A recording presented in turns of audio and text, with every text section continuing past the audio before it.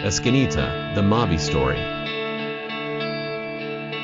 Dear Papa Dudut, may kasabihan na kapag mahal mo ang isang tao ay tanggap mo anuman ang pag-uugali niya. Pero may exemption yon, lalo na kung hindi na maganda ang inaasal niya.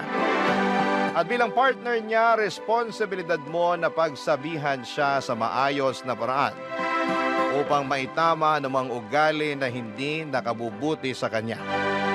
Yan ang eksaktong karanasan ko kay Paloma. Pero bago ko ipagpatuloy ang pagkukwento ay magpapakilala muna ako. Tawagin niyo na lamang po ako sa palayaw kong Mavi. 33 years old, taga Quezon City at nagtatrabaho bilang virtual assistant. Kung ilalarawan ko ang aking sarili, masasabi ko na may itsura naman ako. Malinis sa katawan at tahimik, pero kapag nakuha mo ang loob ko ay madaldal naman akong tao.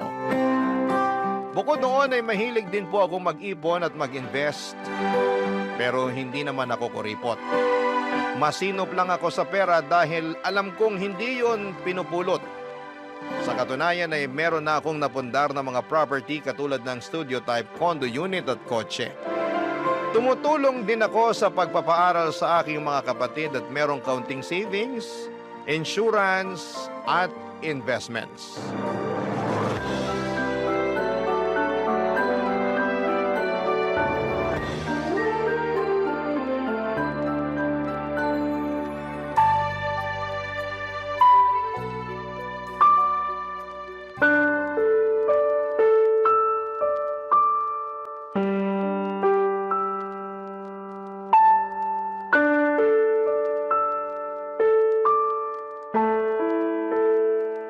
Babe, bakit mo ginawa yun?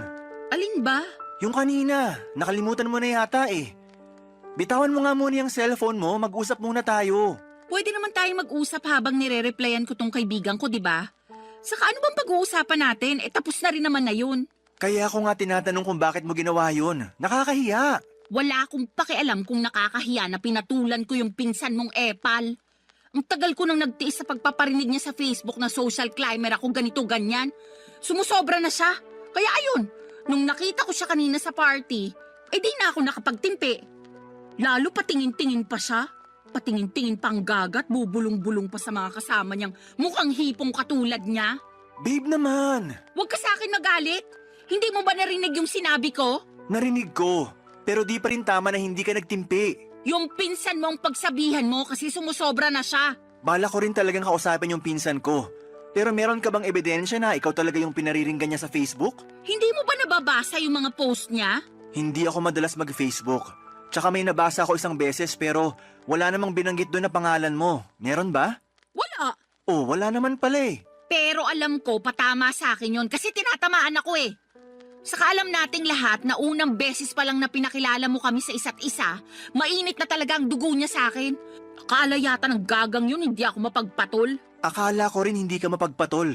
Kaya di mo ko masisisi kung bakit ako nagkakaganito. Ako yung hiyang-hiya kay tita kasi sa birthday party pa talaga ng pamangkin namin kay Umixena. Buti na lang mabait si tita dahil mas pinili niyang pagpasensyahan kayong dalawa kaysa masira yung araw. Pero grabe, nakakahiya talaga kayo. Wala na akong magagawa dyan. Meron naman eh. Sana masinabaan mo pa pasensya mo. Sana imbis na awayin siya na nakikita ng iba, kinausap mo na lang sa isang sulok para di na kayo nakagawa ng eksena. Sana bago ka nagdesisyon ng ganun nagsabi ka sa akin para ako na mismo yung kumausap sa pinsan ko. Boyfriend mo ako, di ba? Oo nga, boyfriend kita. Pero paano ko masasabi sa'yo, busy ka sa pakikipagtawanan mo sa mga kaibigan mong lalaki? Nakakahiya naman na istorbuhin ka, di ba? Bakit ka mahihiya? Wala namang kaso yun, lalo mahalaga naman yung sasabihin mo. Basta! O ano? Sasabihin mo na naman na hindi mo akalain na papatol pala ako. Pues, sorry kung hindi ako perpekto. Paloma naman, hindi ganyan ang ibig kong sabihin. Tsaka wala namang pinanganak na perpekto sa mundo, di ba? Oo, pero yun ang pinapalabas mo at yun ang nararamdaman ko. I'm sorry. Sorihin mong mukha mo. Masama yung loob ko sa'yo. Bakit naman? Alam mo naman yun, tatanong-tanong ka pa. Dati ka bang baliw? Ano ba namang klaseng pananalita yan? Ay, sorry kung na-offend ka. Buti pa iwanan mo na lang ako rito sa room. Gusto ko mapag-isa. Pumunta ka na lang muna sa pamilya mo, baka hinahanap ka na nila eh. At pag nakita mo yung pinsan mong epal, sabihin mo hindi ko siya aatrasan kahit saan kami abutin. Masyado ng mapapel. Tupiin ko siya sa 8 dyan eh. Papadudot 6 na buwan na kaming magkarelasyon ni Paloma at pinakilala siya sa akin ng kaibigan ko. Nagustuhan ko naman siya agad dahil nasa kanya na halos lahat ng tipo ko sa isang babae. Noong bago pa lamang kami ni Paloma ay napakatahimik niya at mahiyain. Pero habang tumatagal ay nagiging madaldal na siya at kung ano-ano na ang bagay ang ginagawa niya. Isa na nga doon ang pagiging palaaway at palapatol niya sa lahat ng bagay. Hindi lang naman ang pinsan ko ang pinatulan niya. Mahilig din siyang makipagbangayan online at mag-comment ng kung ano-ano sa isang post. Kaya nga hiyang-hiya ako sa nangyari sa birthday party ng pamangkin ko. Buti na lang at hindi palaaway ang pamilya namin kaya pinagpasensyahan at pinalagpas na lamang nila ang ginawang eksena ng girlfriend at pinsan ko. Pero humingi ako ng dispensa at sa kabilang banda ay kinausap ko ang aking pinsan tungkol sa akusasyon ni Paloma, bagay na pinabulaanan naman niya. Mas lalo lang tuloy akong na-stress sa kanilang dalawa, Papa Dudut. At wala rin naman akong gustong kampihan kaya nga naggalit at nagtampo sa akin ang girlfriend ko. Pero makaraan, Papa Dudut, ang ilang araw ay nagkabati naman kaming dalawa.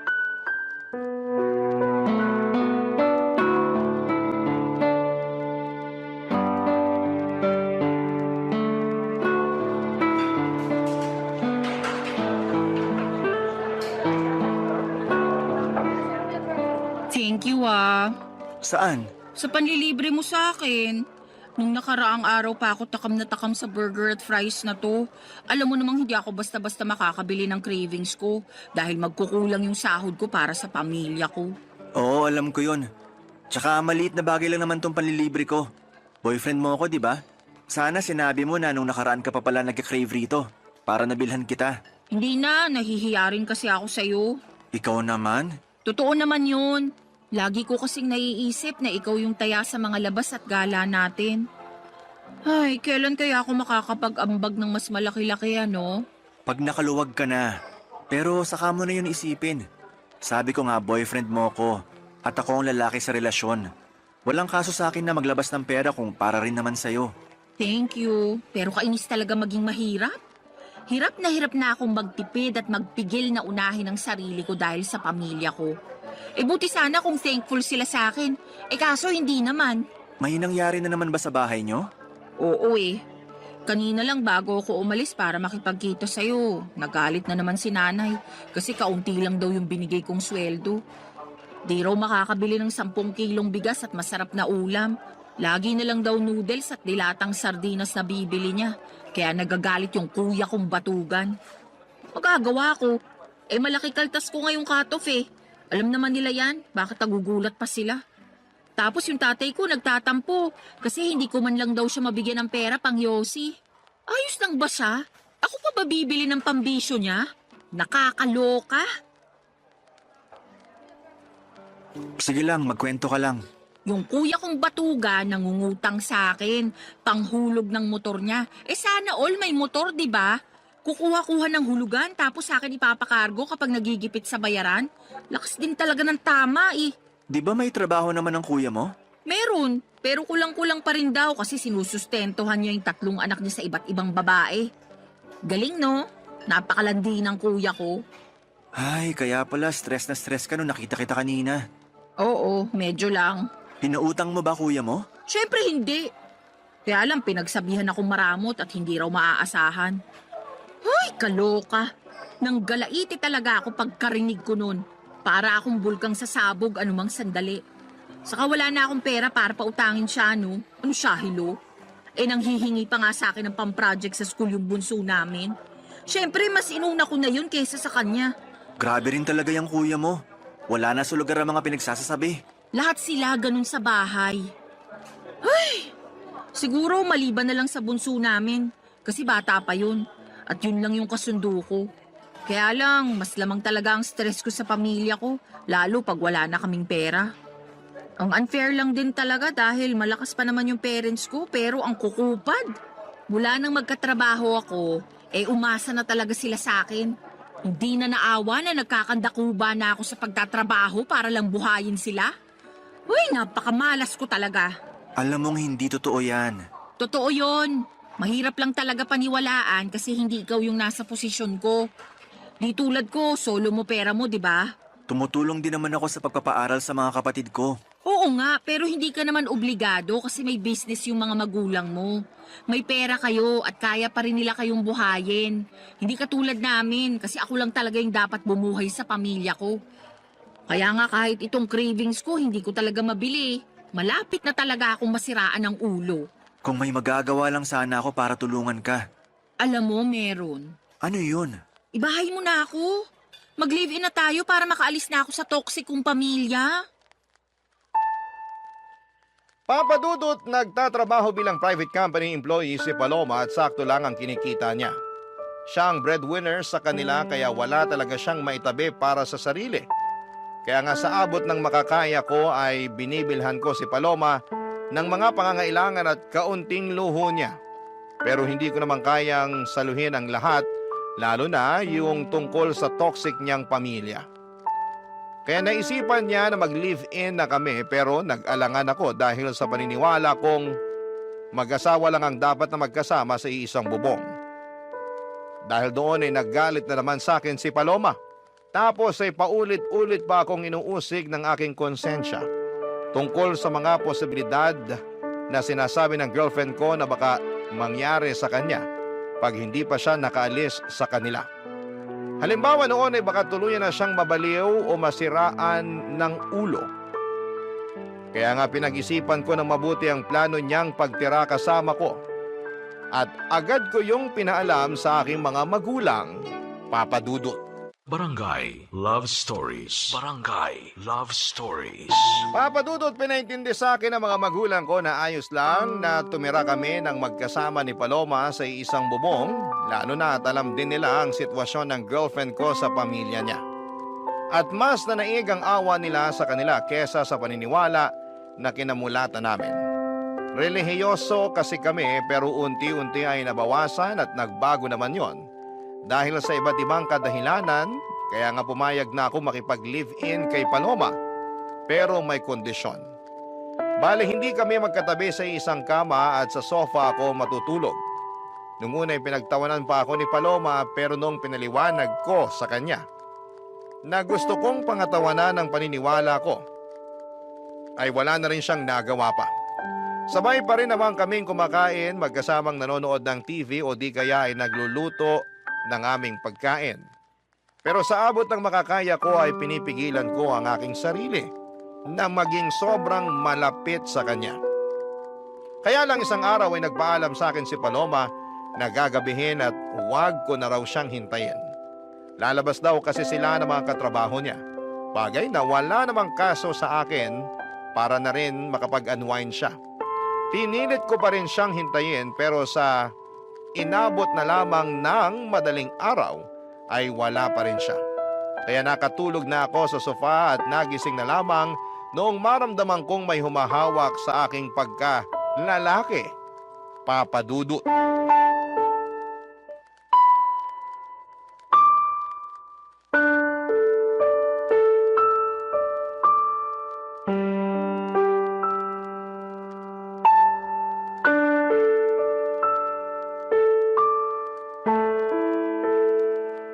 Sabi na gusto mo rin talaga? Kunwari ka pa? Paloma, anong ginagawa mo? Bakit mo ko hinihipuan? Sobra ka naman sa hinihipuan. Baka nakakalimutan mong girlfriend mo ko. Hindi ko nakakalimutan yon. Alam kong girlfriend kita pero totoo namang hinihipuan mo ko. Bakit? Di mo ba nagustuhan? Hindi. Kasi alam mo naman yung paniniwala ko pagdating sa bagay na yan, di ba? Oo, at nakakabwisit ka. Bakit ka nabibwisit? Napag-usapan na natin to, di ba? Sabi mo naiintindihan mo ko. Kahit tinawanan mo muna ako at inasar-asaran nung una. Totoo namang sinubukan kong intindihin, pero habang tumatagal, pakorni ka na ng pakorni eh. Kalalaking mong tao, nagpipigil ka, nandito na tayo oh. Magkasama na tayo sa iisang bubong. Ba't di mo pa ako sunggaban at samantalahin? Naririnig mo ba yung sarili mo? Naman, tingin mo sa akin, bingi? Hindi, pero nakakagulat na sa katulad mo pa talagang babae galing yung mga salitang yun. Girlfriend mo naman ako at boyfriend kita. Tingin mo sasabihin ko yun sa ibang lalaki? Ano ako, gaga? Kahit na, hindi pa rin tama na ganyan ka magsalita. Irespeto mo naman ang sarili mo. Nire-respeto ko yung sarili ko, no? Saka masyado kang sensitive at makalumang tao kung umasta. Tingin mo ba may maniniwalang walang nangyayari sa atin nakatira tayo sa iisang bubong? Wala naman talagang nangyayari sa atin, di ba? At kung walang maniwala, hindi ko na problema yun. Basta alam ko sa sarili ko na ginawa ko yung sa tingin ko tama. Alin? Yung sakalang mag-aano kapag kasal na? Oo, Corny mo talaga. Nagsisisi na tuloy ako na sinagot kita. Masyado kang ewan eh. ikaw yung masyadong ewan. Anong sinabi mo? Alam mo na nung una pa lang ayaw ko. At iniiwasan ko makipag-live-in sa'yo hanggat di pa tayo kasal. Pero gusto mo na kamo para makaalis ka na sa pamilya mo. Pumayag naman ako, di ba? Okay lang din sa pamilya ko. Ibig sabihin, nag-adjust ako para mapagbigyan yung gusto mo. Salamat sa pag-a-adjust mo. Pero baka nakakalimutan mong may hiningi ka ring kondisyon. At yun yung hindi tayo magtabi sa kama sa pagtulog. Tama ka. At pumayag ka naman, di ba? Papaalala ko lang sa'yo. Pumayag nga ako pero ewan ko sa'yo. Hindi naman malaking pabor yun. Umasa ako na naiintindihan mo pinanggalingan ko. Pero mukhang nagkamali ako matapos mong gawin yung bagay na ginawa mo kanina lang. Bakit ba big deal pa rin sa'yo na hinipuan kita? Mukhang gusto mo rin base sa reaksyon ng ano mo kanina. Hindi ko gusto. At natural na reaksyon lang ng katawan yun. Di ko yun mapipigilan. Sus, natural na reaksyon daw. Totoo naman eh. Para kang tanga. Kalalaki mong tao, ikaw pa yung iwas ng iwas sa ganyan. Hindi ako sanay Daig mo pa yung babae kung umasta. Nasasaktan ako sa mga sinasabi mo sa akin. Kinumpara mo pa ako sa iba. Sensya na, pero ano magagawa ko? Sinasabi ko lang kung ano yung nasa isip ko. Hindi lahat ng naisip mo dapat mong sabihin. Lalo na kung makakasakit ka lang din ng kapwa. Hindi ka lang pala makalumang tao, balat sibuyas ka rin. Ay nako, ewan ko sa'yo Paloma. Mas ewan ko sa'yo, pakaarte mo.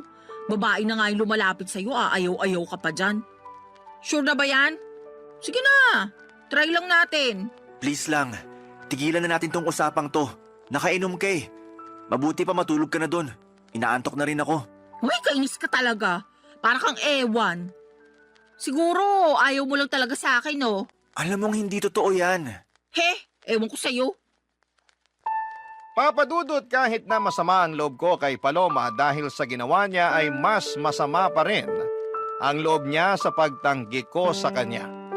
Hindi naman kasi ganun yon, hindi sa ayaw ko siya pero iniiwasan ko lang talaga na may mangyari sa amin lalo na at hindi pa kami kasal.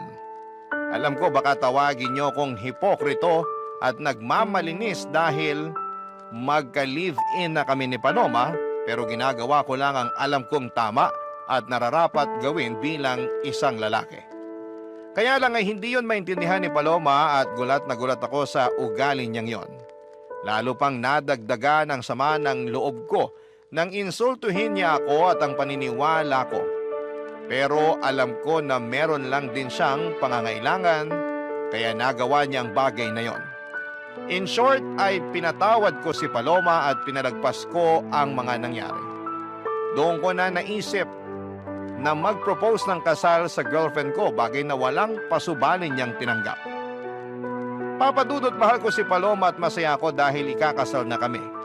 Kaya lang ay makalipas ang isang linggo ay merong nangyari, papadudot.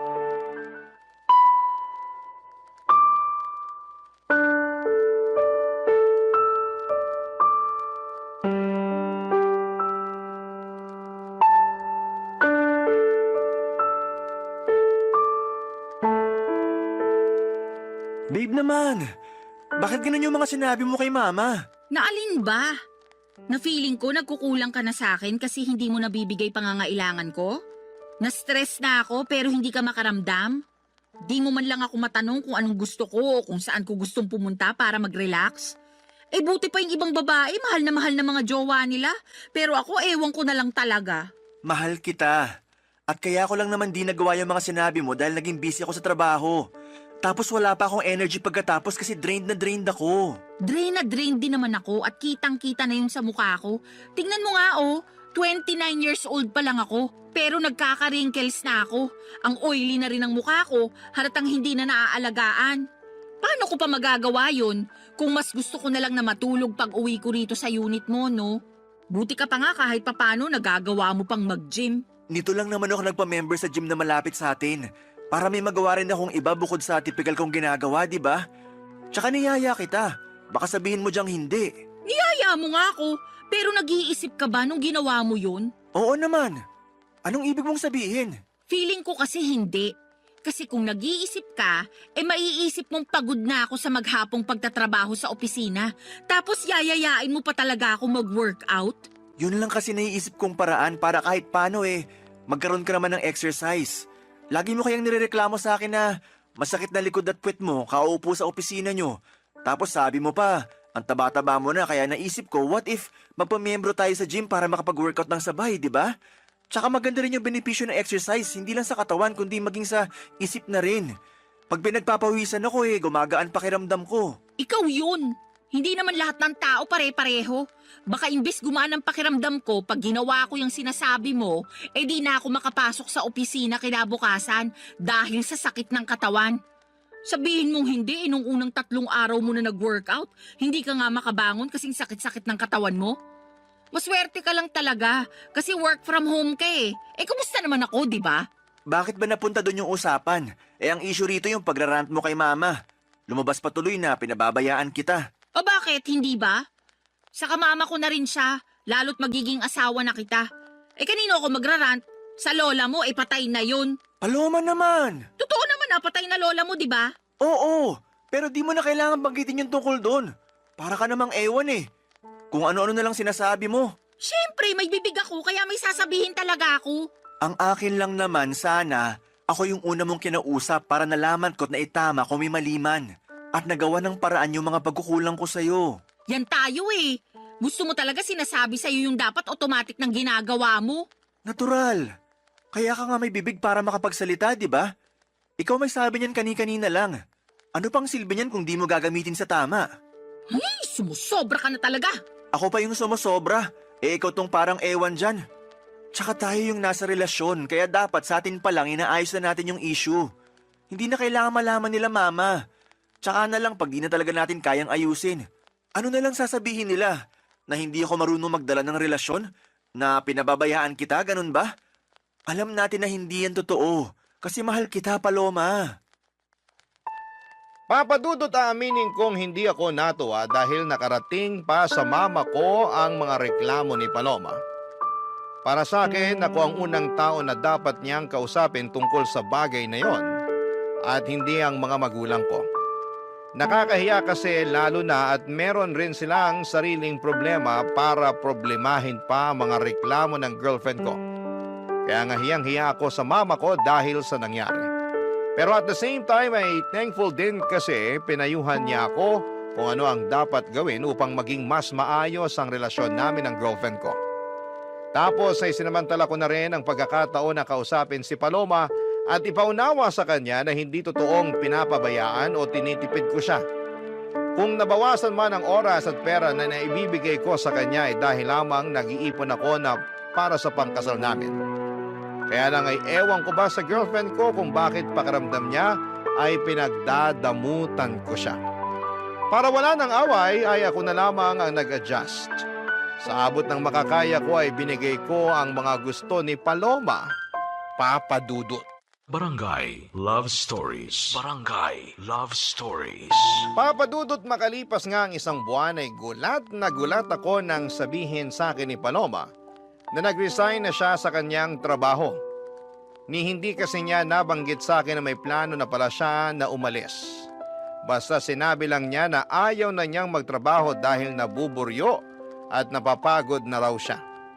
Pero sa kanya pa rin humihingi ng sustento ang pamilya niya. Kaya problemado siya kung paano makapagbibigay sa kanila. Kaya ako ang umako ng responsibilidad na yon dahil magiging pamilya ko na rin naman ang pamilya niya. Pero labis talaga akong nahirapan at nabigatan sa buhay noong nadagdagan ng responsibilidad na nakaatang sa aking mga balikat. Kahit na nakakaluwag ako noong una ay umabot ako sa punto na halos masaid ang savings ko. Dahil sa mga hingi at bigay para sa pamilya ni Paloma. Dahil po sa mga nangyari ay nagsabi ako sa parents ko na baka hindi muna ako makatulong para sa pagpapaaral ng mga kapatid ko, bagay na nauunawaan naman nila. Nag-offer pa nga sila na pahiramin ako ng pera sakaling kailanganin ko. Sobrang bait ng mga magulang ko kaya naman hiyang-hiya ako sa kanila. Doon ko na naisipang kausapin si Paloma tungkol sa sitwasyon pero meron namang ginawa ang magaling kong girlfriend, Papa Dudut.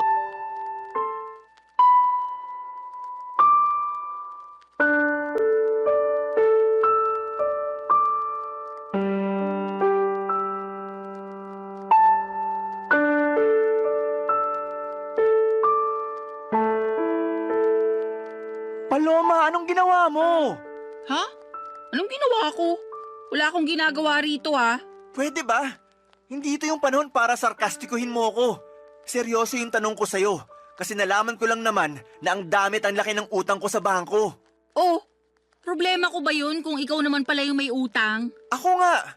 Kasi sa akin nakapangalan yung credit card na ginamit mo, kakaswipe sa mga bagay na gusto mong bilhin. Bakit ka nagagalit? Nakalimutan mo bang pinahiram mo sa akin yung credit card mo? Para ka mo may magamit ako kapag may gusto akong bilhin? O ayan, ginamit ko lang kasi nga may bibilin ako, di ba? Pero di ko naman akalain na haabot ng ganun kalaki yung magiging utang ko sa credit card. Ano bang pinagbibili mo, ha? Mga bag. Alam mo namang gustong-gusto ko ng mga bag, lalo na yung mga branded. Sawang-sawa na kasi ako sa mga pipitsugin at class A. Gusto ko yung pangrampa naman. Yung mapapasabi talaga ng wow yung mga makakakita. At saan ka naman rarampa? Lagi ka namang andito sa condo unit. Grabe ka naman. Lumalabas din naman ako kasama ng mga dati kong katrabaho, lalo tuwing Biyernes ng gabi. Siyempre, kailangan ko rin ng social life dahil baka mabaliw na lang ako rito sa condo mo, no?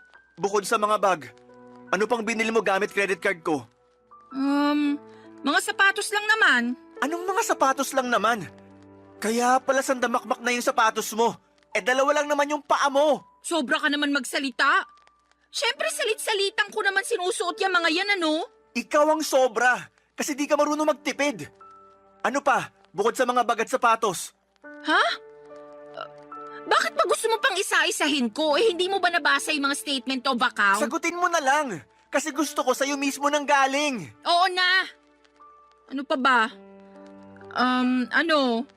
Yung flight namin next month na mga kaibigan ko. Flight papunta saan? Sa Hong Kong. Alam mo namang pangarap kong makapag-ibang bansa, di ba?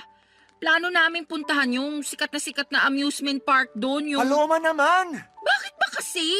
Tanong-tanong ka pa. Sige nga, paano ko ngayon babayaran tong mga kinaskas mo sa credit card ko? May trabaho ka naman, di ba?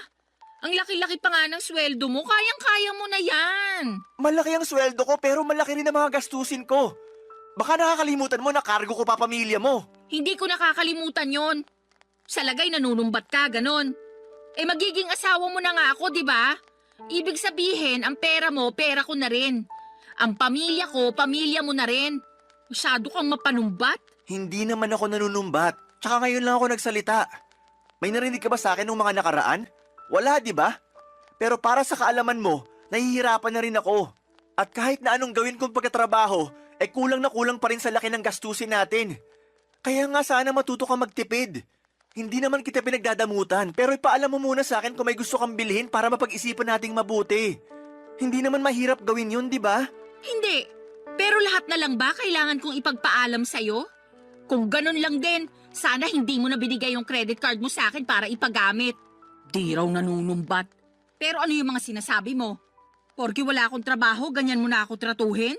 Dinamay mo pa ang pamilya ko? Tama ba yun? Lagot ka talaga. Isusumbong kita sa nanay mo. Papadudot, sabihin na po nating sumabog na ako sa galit ng mga panahong yon. Kaya hindi ko na napigilan ang aking bibig na makapagsalita ng hindi maganda sa girlfriend ko. Pero pinagsisihan ko naman yon at inihingi ng tawad sa kanya. Kaya lang ay matigas ang puso ni Paloma at gusto niyang palabasin na inagrabyado ko siya. Na masakit daw akong magsalita, mayabang at mapagmataas porke ako ang kumikita sa aming dalawa. Totoo naman na ako pero hindi ako kailanman nagyabang at nagmataas sa kanya. Sa abot ng makakaya ko at pangunawa ay sinusustentuhan ko siya at ang pamilya niya habang nag-iipon ng pangkasal namin at pinagsasabay na bayaran ng iba pang mga gastusin sa araw-araw naming pamumuhay. Kaya naman alam kong ako ang agrabyado rito at may karapatan akong magsabi ng mga hinanakit ko. Aaminin kong hirap na akong pakisamahan si Paloma dahil napakabigat niyang dalhin. At sa araw-araw na lamang na ginawa ng Diyos ay palala ng palala ang kanyang pag-uugali, Papa Dudut.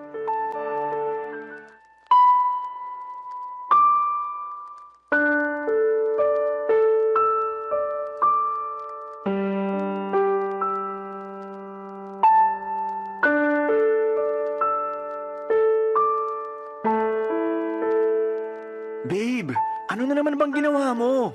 Ginawa na naman saan? Sinabi ko pa naman kina mama na available yung kotse para gamitin nila sa outing nila ng mga kumare niya. Para lang malaman na wala na sa parking yung sasakyan ko. Oo, kasi pinakuha ko kay kuya kanina yung gagamitin nila sa family outing namin. May problema ba dun? Meron! Oy, ba't ka sumisigaw dyan? Nakakaaburido ka naman eh. Nakuha mo pa talaga magtanong at maaburido? Eh ako nga dapat na magsabi niyan. Kasi natulog lang ako, tapos pagising ko wala na yung kotse ko. Hindi mo ba narinig yung sinabi ko? Pinagamit ko kay kuya kasi magsiswimming daw sila nila nanay at tatay sa kanong kapatid ko. Hindi na nga ako sumama dahil meron ako masakit puson ko, hindi ko rin mai-enjoy. Wala akong pakialam sa outing ng pamilya mo kasi kotse ko naman yon. Tsaka di mo rin ba narinig sinabi ko? Papagamit ko dapat kay mama yung sasakyan ko, pero wala na. Ano na lang gagamitin nila, di ba? Problema ba yun? May sarili naman silang sasakyan. Problema yon kasi nasa talir yung kotse nila. Pinaghagawa. Tsaka matagal lang pinagpaalam ni mama sa akin na hihiramin niya yung sasakyan ko. Tapos bigla mong pinahiram sa pamilya mo? Di mo pa pinaalam sa akin kagabi bago tayo matulog. Nakalimutan ko Sa kapamilya ko naman yung gagamit, buti sana kung ibang tao. Magalit ka kung sa iba ko pinahiram. Oo! Parang yung pagpapagamit mo ng credit card ko sa mga kaibigan mo nung nag-book kayo ng flight, di ba? Akala ko ba nakapag-move on ka na dun? At saka binabayaran naman nila kahit hulugan. Kalmahan mo lang. Hindi ko na alam kung paano kumalma kasi malapit na ako mapuno rito. Kaso ang unfair dahil laging ako yung mali. Kapag nagsalita ako, lagi mo binabalik sa akin na mapanumbat ako, ganito, ganyan. Tama ba yun? May karapatan naman talaga ako manumbat kung gugustuhin ko lang, di ba? Anong gusto mo? Manahimik na lang ako para isipin mo na ayos lang yung mga ginagawa mo? Ganun yata talaga gusto mo mangyari Akala ko ba mahal mo ko? Mahal kita, Paloma. Pero ako ba mahal mo? Oo naman. Tinatanong pa ba yan?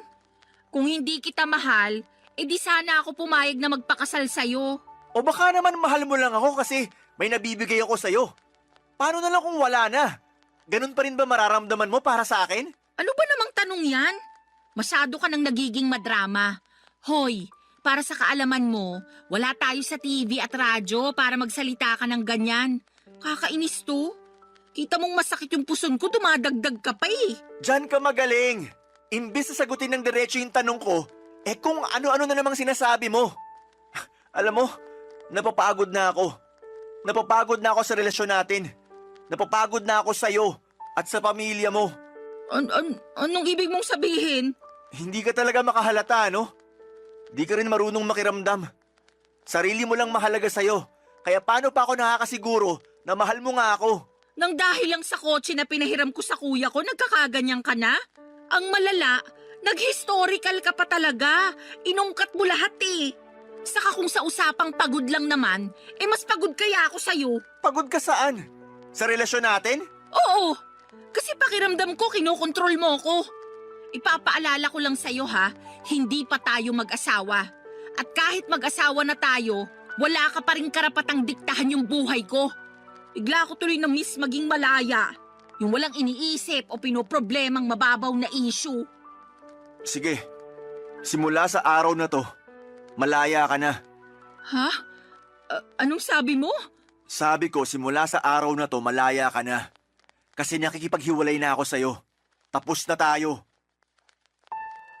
Papa Dudut, nagmakaawa pa sa akin si Paloma na bawiin ko ang pakikipaghiwalay ko sa kanya. Pero naging matigas ako ng mga panahong yon. Kahit na apektado na ako sa pag-iyak at paghingi niya ng paulit-ulit na sorry, ay tinatagan ko ang sarili ko upang tiisin siya. Sobra na kasi ang mga ginagawa niya sa akin na pinalagpas at pinagpasensyahan ko lang. Siguro'y panahon na rin para bigyan ko ng pabor ang aking sarili na maging malaya mula sa mga responsibilidad ko sa kanya. Walang nagawa si Paloma noong nakipaghiwalay na talaga ako sa kanya. Agad niyang inimpake ang mga damit niya at umalis sa condo unit ko. Aaminin kong gusto ko siyang pigilan, pero may isang bahagi sa akin na nagsasabing wag na akong kubuha ng bato na ipupukpok ko lang din sa ulo ko. Kaya lang ay may mga sandali pa rin talaga na nakokonsensya ako sa pakikipaghiwalay ko kay Paloma, lalo na at malapit na kaming ikasal. Sana'y mapayuhan ako ng mga kabarangay natin kung tama bang bawiin ko ang pakikipaghiwalay ko sa dati kong kasintahan at mag-umpisa ulit kami ng bagong buhay o pangatawanan ko na lamang at tumanap ng ibang babae na mas mabuti para sa akin. Aaminin ko na mahal ko pa rin si Paloma. Hanggang dito na lamang ang sulat ko, Papa Dudut. Maraming salamat po sakaling mapili po ninyong i-ere ang kwento ng buhay ko. God bless and more power sa Barangay Love Stories. Ang inyong forever kapuso at kabarangay forever, Mavi. Dear Papa Dudut, good day sa inyo at sa mga bumubuo ng Barangay Love Stories, tawagin niyo na lamang po ako sa pangalang Solana. 29 years old, taga Cardona, Rizal at isang online seller. Pero dati ako nagtatrabaho sa isang private company. Sa kasalukuyan ay buntis ako sa first baby namin ng husband ko, pero meron na akong unang anak sa ibang lalaki. Panati ko talaga ako ng programa ninyo, Papa Dudut, at hanggat maaari ay wala akong kinakaligtaang episode sa radyo. Kumbaga ay hindi kumpleto ang pananghalian hanggat hindi kami nakatune in kay Papa Dudut. Tapos isang araw ay naisipan kong magpadala ng sulat sa inyong programa upang marinig ko namang umere ang sarili kong kwento. Kahit naman paano ay merong makukuhang aral at inspirasyon ang mga kabarangay natin sa mga karanasan ko sa buhay. Magsisimula ang lahat taong 2023 kung saan ay sa edad kong 27 years old ay gustong-gusto ko nang mag-asawa. Kaya lang ay wala pa nga akong boyfriend noon, bagay na nakadagdag pa sa aking frustration. At palagi ko yung sinasabi sa aking nanay, Papa Dudut.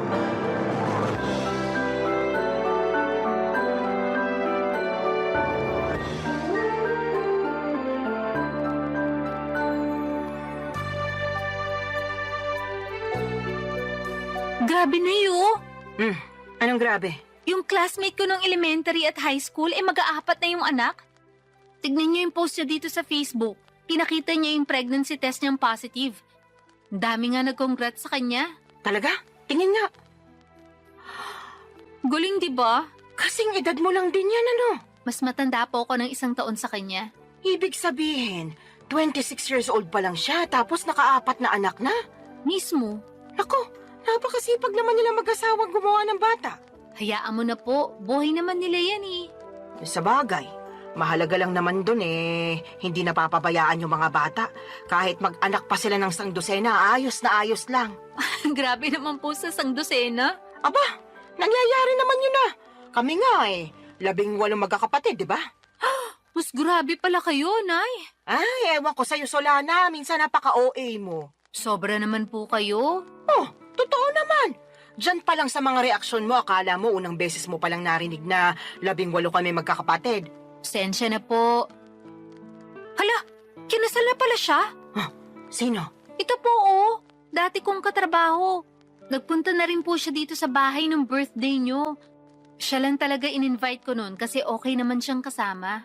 Natatandaan ko nga na katulad mo wala pa rin siyang asawa nun. Pero masaya naman ako kasi sa wakas kinasal na siya. Masaya rin po ko. Pero sobra naman kayo sa pagsasabi na katulad ko wala pa siyang asawa. Noon yon kasi ngayon kasal na siya. Sa katotoo naman na wala ka pa rin asawa, di ba? Pati nga boyfriend, wala pa rin Kaya nga medyo nalungkot po ako. Ha? Bakit? Kasi tumatanda na ako pero wala pa rin ako nakikilalang lalaki na mamahalin at gugustuhin pakasalan. Ay, ayoko pong tumandang dalaga at mamatay na hindi pa nararanasan ang sarap ng buhay. Pinagsasasabi mong sarap ng buhay ang hirap kaya magkaanak lalo na sa panahon ngayon, ano? Napakamahal ng mga bilihin at serbisyo.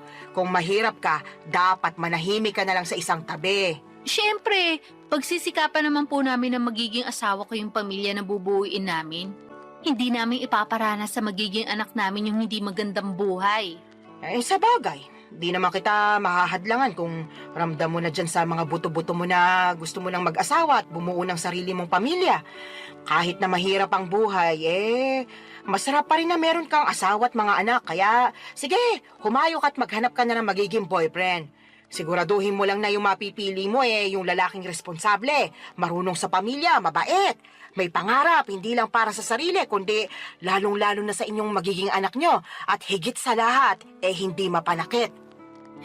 Nako, subukan ka lang niyang saktan. Lalatiguhin ko pati mata niya. Si nanay talaga, wala pa nga Sinasabi ko lang sa'yo yung gagawin ko kapag maling lalaking napili mo. Kaya ayusin mo paghahanap ng matinong mapapangasawa, ha? Boyfriend po muna, wala pa nga akong boyfriend Kala ko, diretso kasalan kasi atat na atat ka na dyan Nay talaga, O bakit? Totoo naman sinasabi ko sinabi ko bang hindi? Buti na yung nagkakaliwanagan. Masyado talaga kayong mapangasar. Para namang di mo ko kilala. Mapang-asar talaga ako at nasa iyo na lang kung maaasar ka. Pero seryoso nak, kung anong magpapasaya sa'yo, gawin mo. Marami-rami ka na rin sinakripisyo para sa pamilya natin. Panahon na para mapagtuunan mo naman ang pansin ng sarili mong buhay. Papa Dudut, masyado kasi akong naging tutok sa pagtulong sa pamilya namin simula mawala ang aming tatay. Bata pa kami noon at talagang ginapang kami ni nanay sa paghahanap buhay. At bilang panganay sa 3 magkakapatid ay sadya kong kinalimutan ang pagla-love life at ang aking sarili. Pero aminado akong gusto ko na talagang bumuo ng sariling pamilya that time at masaya naman ako kasi suportado ako ng aking nanay. In fact, siya pa ang kontodo push sa aking makipag-date o magpaligaw kaya ginawa ko ang mga payo niya. Bilang unang hakbang ay nag-install ako ng dating app sa aking cellphone. Nagpatulong pa nga ako sa best friend ko na pumili ng maganda at pinaka-the best kong picture na gagawin kong display profile. First time ko lamang kasing gumamit ng dating app at sa tanang buhay ko. Isa pa lang ang nagiging boyfriend ko. Pero matagal na yon dahil nag-aaral pa lamang ako sa high school at sa pagkakatanda ko ay umabot lamang kami ng 1 buwan. Fast forward. Meron ako nakilala at nakamatch na lalaki sa naturang dating app na gamit ko ng mga panahon na yon. 2 linggo rin kaming nag-usap bago kami nag-decide na magkita na. At may nangyari na nga sa amin ang unang araw na yon. Kaso makalipas ang 1 buwan at kalahati, bigla na lamang siyang naglaho na parang bula, Papa Dudut.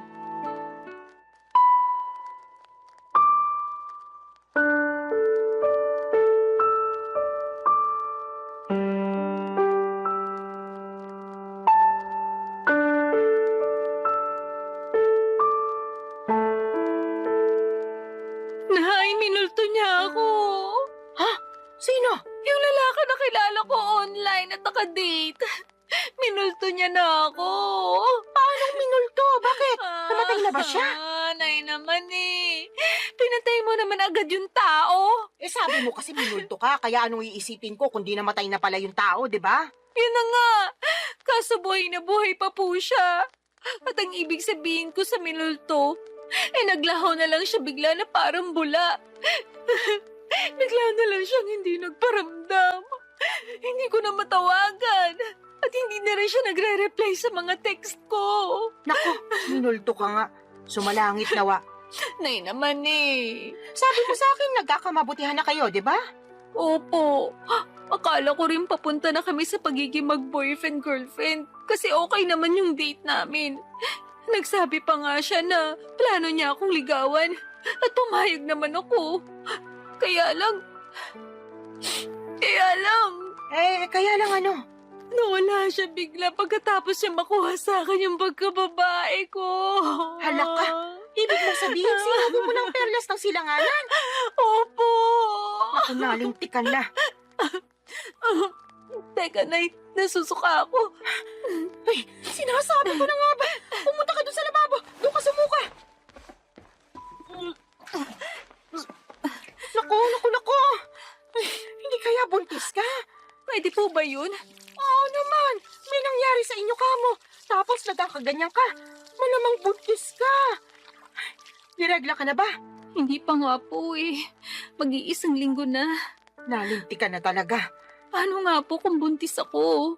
Ano nang gagawin ko? Bigla akong tinakasan ng tatay ng anak ko. Hindi ko alam kung anong gagawin mo, pero siguraduhin mo muna na buntis ka nga. Magano ka? Mag-pregnancy test. Ayoko po. Anong ayaw mo pinagsasasabi mo dyan? Natatakot po ako eh. Paano kung positive? Wala na tayong magagawa dyan. Saka na lang nating isipin kung ano yung susunod nating gagawin kapag totoo na buntis ka nga. Pesting buhay naman oh. Ngayon pa talaga nangyari to kung kailan bigla namang nawala yung nakabuntis sa akin. Kasalanan mo rin naman kasi. Sana bago ka bumuka ka dyan, sinigurado mo muna na gumamit ng proteksyon yung lalaking yon. Oh, kita mo nangyari. Tingin ko, nakatunog yun na mabubuntis ka niya. Kaya biglang naglaho na parang bula. Wala naman po sanang kaso kahit mabuntis niya ako eh. Kaya lang ang kiniinis ko, iniwan niya ako bigla. Akala ko pa naman nagkakaintindihan na kami. Na mahal na namin ang isa't isa. Pero mukhang hindi po pala ganon. Hindi talaga. Kasi nakuha na niya yung gusto niya sa'yo. Napakasama niyang tao. Sinabi mo pa. Sana makarma siya sa pangiiwan niya sa'yo at sa magiging anak niyo kung totoo nga na buntis ka. Kinakatakot ko lang po na baka hindi ko kayanin. Alin? Yung pagbubuntis ko po. Ewan, naguguluhan pa po ko. Nalilito. Masyado mabilis yung mga pangyayari. Kahit na anong mangyari, kailangan mong kayanin dahil nandiyan na yan. Alam nga namang ipalaglag mo yung dinadala mo malaking kasalanan niya sa Diyos. Tsaka, hindi ka na bata, Solana. Nung nakaraan lang, naulit-ulit mong sinasabi na gusto mo nang magkaanak at magkaroon ng pamilya, di ba? O ayan na, magkakaanak ka na sakaling buntis ka nga. Kaya dapat kayanin mo. Huwag kang mag-alala. Nandito ang nanay. Akong bahala. Gagabayan kita. Papadudot ng sumunod na araw ay nakumpirma kong buntis nga ako. Buti na lang talaga ay nandyan ang nanay ko dahil kung wala siya malamang ay hindi ko na alam ang aking gagawin. Dahil sa biglang pagtakas ng lalaking nakabuntis sa akin ay natakot ako sa responsibilidad ng pagiging nanay sa baby na nasa sinapupunan ko ng mga panahong yon. Kaya nga malaki ang pasasalamat ko kay nanay dahil to the rescue siya. At kahit na extra challenge ang naging pagbubuntis ko ay si nanay ang katuwang ko, Papa Dudut. Unti-unti ay natutuhan kong mahalin ang baby na dinadala ko ng mga panahong yon. Inisip ko kasi na tama naman ang sinabi ni nanay. Walang kasalanan ang anak ko sa ginawa ng tatay niya. Sadyang meron lamang mga lalaki na hindi marunong magtaguyod ng pamilya. Nasa una lang magaling at duwag naman sa responsibilidad. Malas lamang ako kasi ganong klase ng lalaki ang natagpuan ko, Papa Dudut. Barangay Love Stories. Barangay Love Stories. Papadudot, makaraan ng 9 na buwan ay naipanganak ko ng malusog ang aking panganay. Nag-leave ako noon sa opisinang pinapasukan ko at noong matapos yun ay agad na rin ako nagbalik trabaho. Kailangan ko nang magdoble kayod upang matustusan ang pangangailangan ng anak ko. Alam ko na simula maging nanay ako ay dapat huli ko nang isipin ang aking sarili dahil laging unang-una ang kapakanan ng baby ko. Kaya lang ilang buwan pa lamang akong nagtatrabaho ulit ay nakaramdam na ako ng matinding kapaguran. At hindi yon yung klase ng pagod na nawawala kapag pinahinga mo, kundi naghahalo-halong pagod mentally and physically. Doon ko rin napagkumpara ang sitwasyon ko bilang single parent sa aking ibang katrabaho na merong healthy relationship sa kanilang mga asawa. Gusto ko lang naman ang katuwang sa buhay at mag-aalaga sa akin dahil matagal na panahon din ako ang nag-aalaga sa iba. Pati ba naman sa sarili kong anak ay ako pa ring mag-isa. Kaya nga binanggit ko yon sa nanay ko dahilan para sermonan niya ako ng todo-todo, Papa Dudut.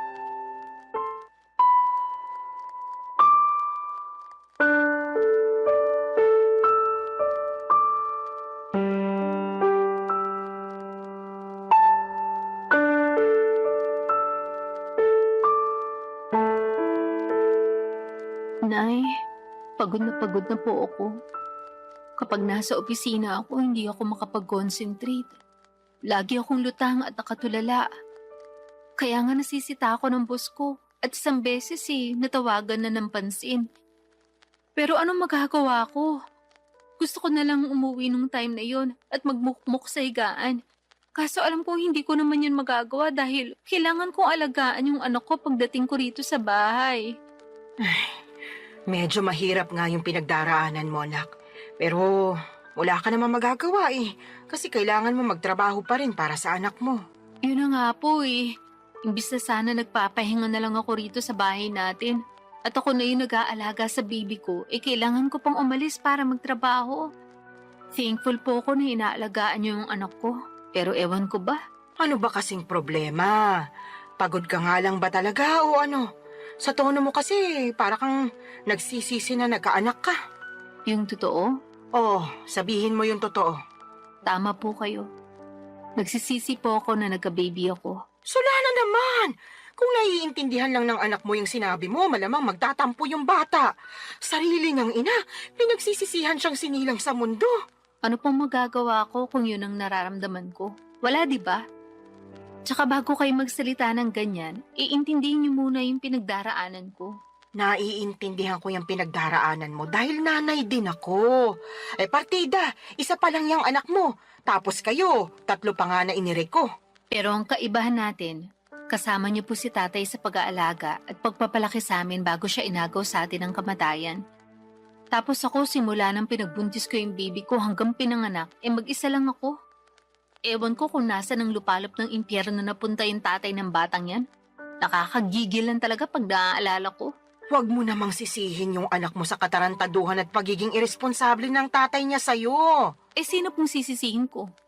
Napapagod na po ako magtiis at magkunwari na ayos lang yung lahat. At saka inggit na ako sa mga kasamahan ko sa opisina na merong mabubuting kinakasama at asawa. Ha? Bakit naman? Siyempre, ako wala. Kaya napatanong na lang ako sa Diyos kung bakit ang unfair niya sa akin. Hindi naman ako makasalanang tao Nagpapakitino naman ako sa abot na makakaya ko. Pero bakit pinarusahan niya pa rin ako? Sobra ka naman! Para mo na rin sinabing pagpaparusa yung pagkakaroon mo ng anak. Totoo naman po. Ay, maghinay-hinay ka nga sa mga sinasabi mo. Kawawa naman yung anak mo, Wala pa siyang kamuwang-muwang sa mundo, tapos pinag-uusig na agad siya ng sarili niyang ina. Yun po kasi yung nararamdaman ko. Ano pong magagawa ko?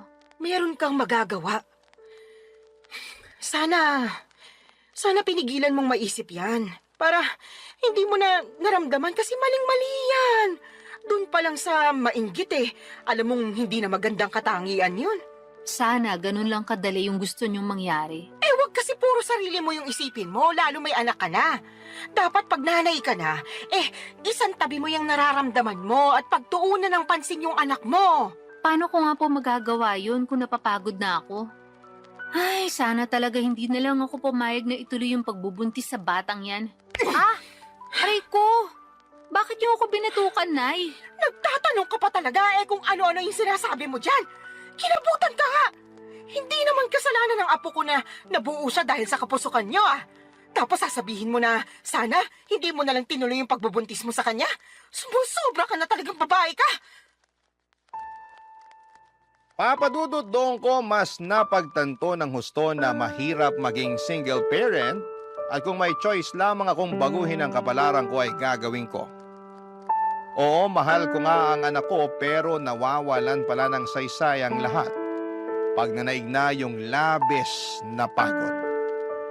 Tinanim ko sa isipan ko na ang aking anak dapat ang priority ko bago ang sarili ko pero mas nanaig sa akin ang kagustuhan na makatagpo ng lalaki na magiging katuwang ko sa buhay at mag-aalaga sa akin bilang kapareha niya at kung loloobin ay may bahay. Kaya nga nagsimula ulit ako makipag-usap online kahit na inuusig pa rin ako ng aking konsensya at ng mga sinabi ni nanay. Naintindihan naman daw niya ako pero nandun pa rin yung sermon niya tungkol sa dapat mas pagtuunan ko ng pansin ang aking anak bago ang sarili ko. Para sa akin ay hindi niya talaga ako naunawaan. Hindi nagtagal ay meron akong nakausap na lalaki sa dating app at mabilis lang din kaming nagkapalagayan ng loob, Papa Dudut.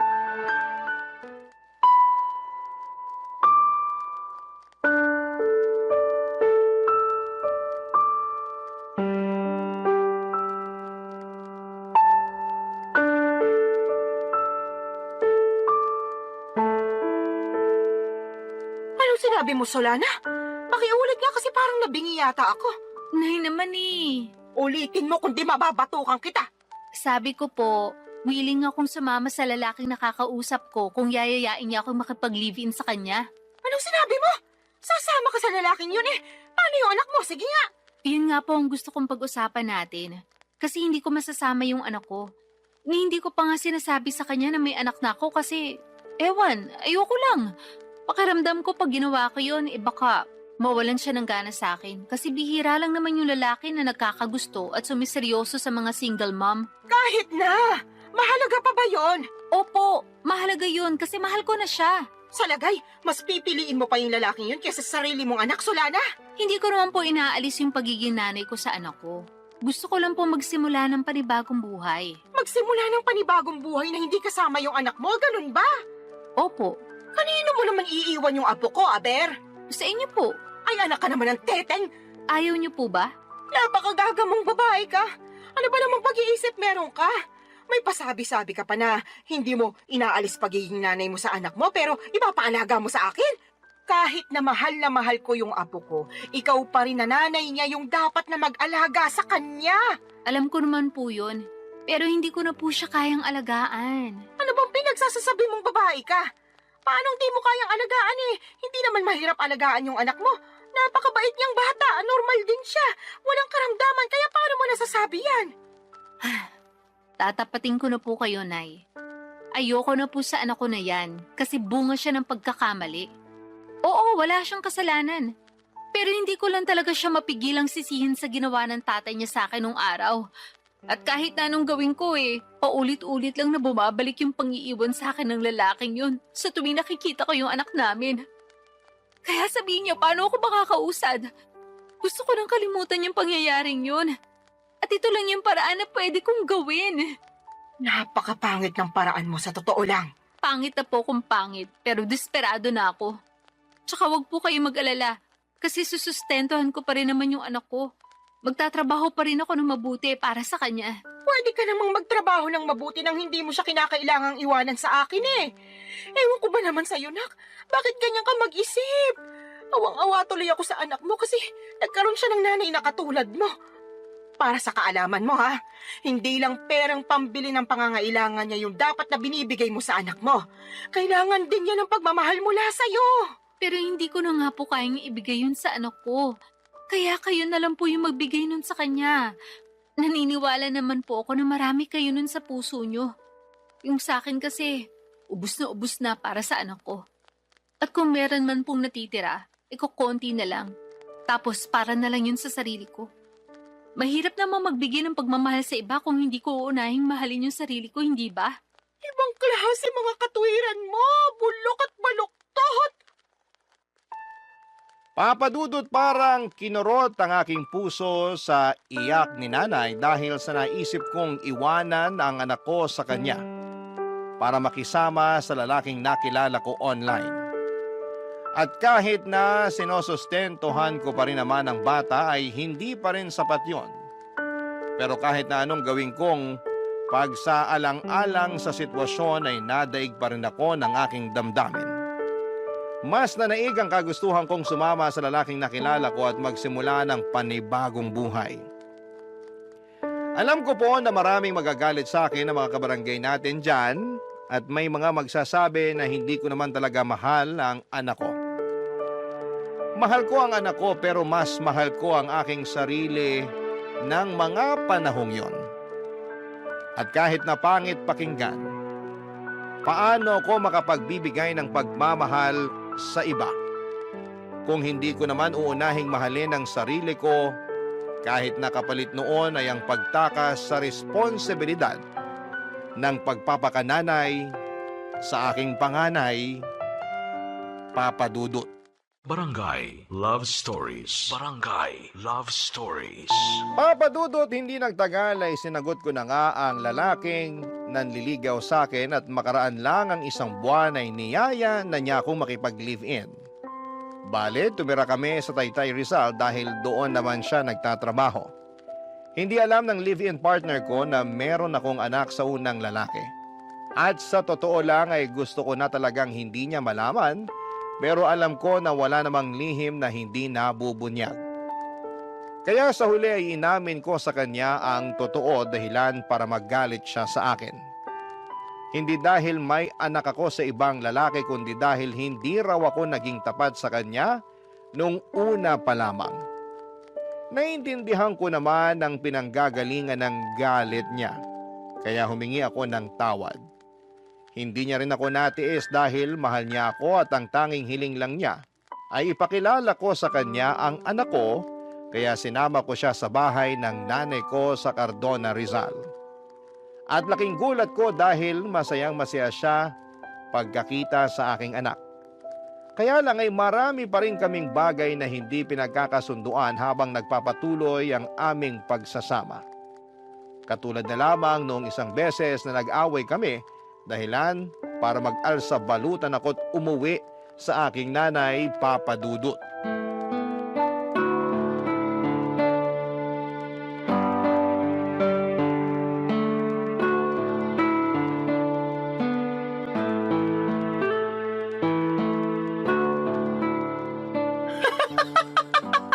Ano nga ulit yung dahilan ng away niyo, anak? Sinabi ko na po, di ba? Paulit-ulit kayo eh. Hindi ko nang mapigilan. Bakit ba? Kaya sabihin mo na kasi ulit. Sige po, pero last na to ha. Feeling ko kasi inaasar nyo lang ako eh. Sige na, ano nga ulit yung rason? Bakit ka nag-alsa balutan paalis sa inuupahan niyo at umuwi ka rito sa atin? Nag-away po kasi kami nung kinakasama ko dahil binuksan ko yung delata na paborito pala niya tapos inulam ko. Dilata lang pala, tapos pinag-awayan nyo na. Grabe, hindi ako makapaniwala para kayong mga bata. Hindi ko naman po kasi Ay, sinasadya na mabuksan yun. At saka siya naman may sabi na mag-ulam na lang daw ako ng delata dahil hindi nga siya nakapagluto. Nagkataon na overtime ako sa work. Tapos siya naman nagbago oras ng shift niya. Kaya umalis siya na maaga. Syempre, bilang wala na ring lakas magluto pa, naisip ko nga magbukas na lang ng delata. Ano ba kasing delata yon? Sardinas ba? Corned beef po, yung medyo mamahali na brand. Hindi mo ba alam na paborito niya yon? Alam ko po na paborito niya yun, pero hindi ko naman akalain na magagalit siya sa akin ng gusto dahil lang sa dilatang yun. As in, galit na galit siya. More on, tampo na para bang batang nagmamaktol yung lolo niyo. Akala mo kung sinong inapi. Ginising pa talaga ako para pagdabugan, matapos niya makitang nasa basurahan na yung delata na inulam ko kagabi. Nagkataon na 1 piraso na lang yun, tapos plano niya raw ulamin pag uwi niya. Anong ginawa mo pagkatapos? Syempre, nagalit din ako kasi para siyang tanga. Kagigising ko lang nun tapos naalimpungatan pa ako sa sigaw niya. Tapos bubungaran niya ako ng sermon kesyo ganito ganyan. Aba, hindi rin po ako nagpatalo. Kaya sinagot ko siya para ipagtanggol yung sarili ko. Hanggang sa lumala na yung away namin at nakapagsalita na kami ng hindi maganda sa isa't isa. Hindi ko na po nagustuhan yung mga sinabi niya. Kaya nilayasan ko na siya. Pambihira talaga mga kabataan ngayon.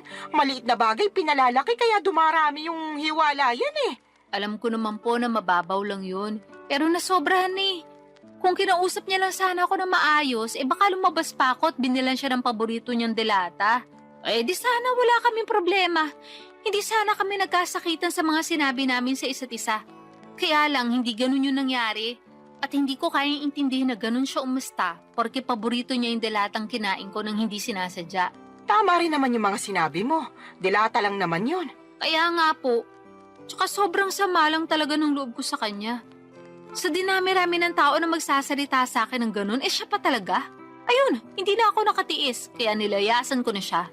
Hindi talaga maiiwasan yung pagkakaroon ng hindi pagkakaintindihan sa relasyon. Pero sana, huwag niyong hayaan na sirain ito yung pagsasama ninyo. Tama rin na umalis ka doon para makapag-isip-isip kayo pareho. Magpalamig ka muna rito habang malayo kayo sa isa't isa. Pero huwag niyong patagalin yung away ninyo. Hindi yun maganda. Ewan ko na Mahal ko naman po siya pero masakit talaga mga sinabi niya sa akin. Biruin niyo, sabihin ba naman ako matakaw kasi naubos ko rin yung delata niya? Gutom na nga ako noon. Kahit naman ako na gutom, baka maubos ko rin yon. Yun na nga po. Medyo sumobra lang siguro yung reaksyon ng kinakasama mo para lang sa isang delata. Sa lagay, mas matimbang pa yung pagmamahal niya sa paborito niyang pagkain kaysa sa'yo na kinakasama niya. Tumpak ka dyan, Nay. Naku, pag pumunta yun dito, makakatikim talaga sa akin yun ng sermon. Salamat po. Ay, hindi lang pala siya kundi kayong dalawa. Bakit naman po ako nasali dyan? Syempre, pareho kayo nasa relasyon At gusto ko lang ipaintindi sa inyo na hindi na kayo bata para pag-awayan yung ganong klase ng mababaw na bagay. Ay, umayos kayo. Kundi pag-uuntugin ko na talaga kayo. Papa Dudut, alam ko naman na mababaw lang ang dahilan ng pag-aaway naming yon. At pwede namang maayos kaagad kung may isa sa amin na magpapakumbaba. Pero pareho na kaming kinain ng matinding emosyon. Noong araw ding yon ay pinuntahan ako at sinundo ng kinakasama ko sa Cardona at nakipagbati sa akin. Humingi rin siya ng sorry kay nanay dahil naabala pa namin siya. Pero ayos lang naman sa nanay ko, sa halip ay pinayuhan niya kami na pag-usapan ng mga bagay-bagay at huwag na huwag agad paiirali ng galit. Kaya nga ginawa namin ang lahat para ayusin ang pakikipagkomunikasyon sa isa't isa para hindi na maulit ang mga nangyari. At masasabi ko na mabuti ang resulta noon sa pagsasama namin. Meron pa rin namang mga misunderstanding pero mas alam na namin kung paano yon ayusin. Sa kapansin ko na sobrang mahal din talaga ng kinakasama ko ang aking anak sa ibang lalaki. At nakikita ko yon sa tuwing bumibisita kami sa bahay ni nanay. Kaya nga nagustuhan na rin siya ng nanay ko para sa akin bilang kinakasama. Pero nitong March 2025 lang ay may sinabi ako sa nanay ko na labis niyang kinabigla, Papa Dudut.